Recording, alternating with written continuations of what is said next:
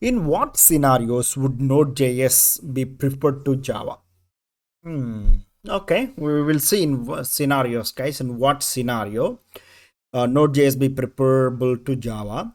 So Node.js and Java both are powerful platforms for building server-side applications and microservices or monolithic applications, guys. But they excel in different scenarios. Here are the some scenarios where Node.js might be preferable to Java.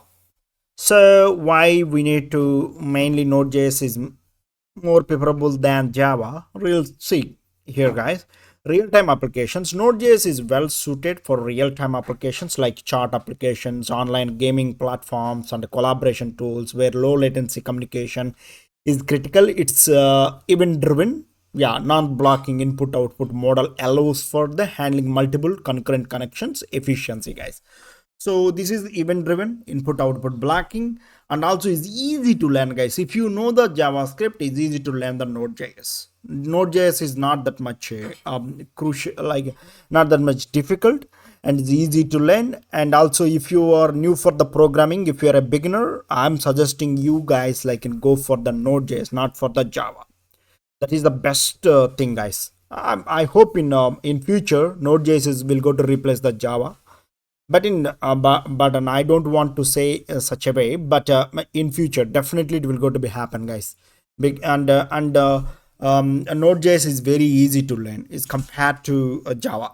That's what in all most of the developers are beginners or junior developers or senior developers, slowly, and companies also moving go for the Node.js, because Node.js, if you're doing a Node.js, and they will go for to do it in React or any other frameworks in the front end UI framework, UX UI design is very easy to learn it. That's what everybody's looking for the Node.js. Next one is the microservices architecture, guys. Node.js is often used in microservices architectures due to its lightweight nature and fast startup times. It can handle a large number of lightweight services running independently, communicating via APIs or messaging, guys. So if you want to do microservices directly, you can do it using the third party library express.js or nest.js, guys. But in AWS also we have the other options using the node.js, and you can make your microservices very easy way. Okay, and next is JavaScript ecosystem, guys. If your team is already familiar with JavaScript, using the Node.js is allow for the full stack development with a single language or single page also, making it easier to share code between the front end and back end. Is very easy, guys, in the JavaScript ecosystem. That's what I mentioned earlier.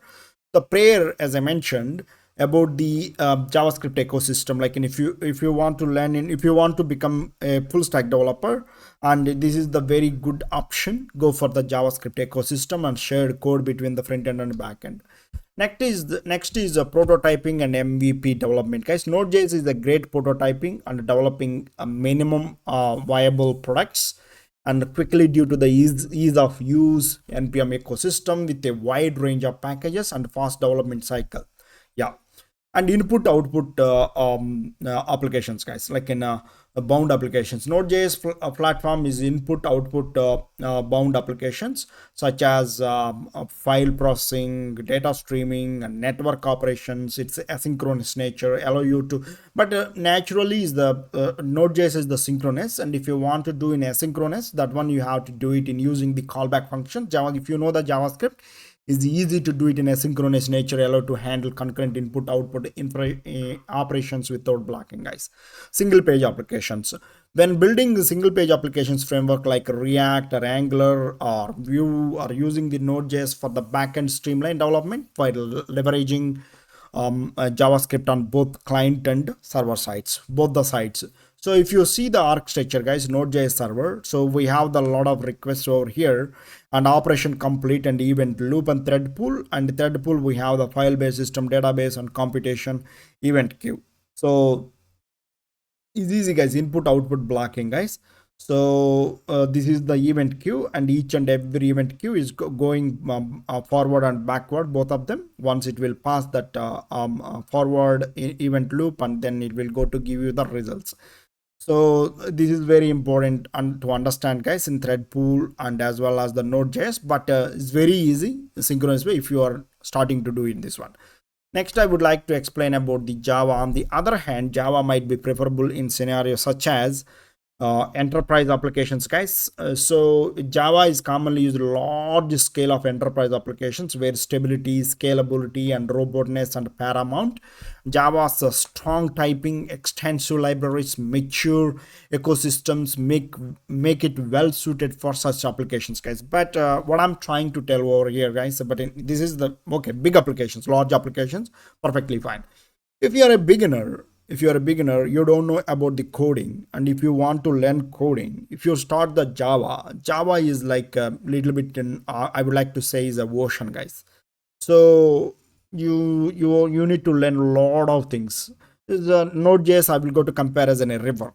So river is a little bit smaller than the ocean, right? Ocean is a vast one, but in the river is you can find it in these sides to other side you can able to see at least, but that one you can't see it, guys. So Java, you need to learn core Java, Spring, and advanced Java, and so many things. You need to learn a lot of things and understand all the concepts, and understand about the data structures, algorithm. Data structures, algorithms is common for the both of them, Node.js and Java.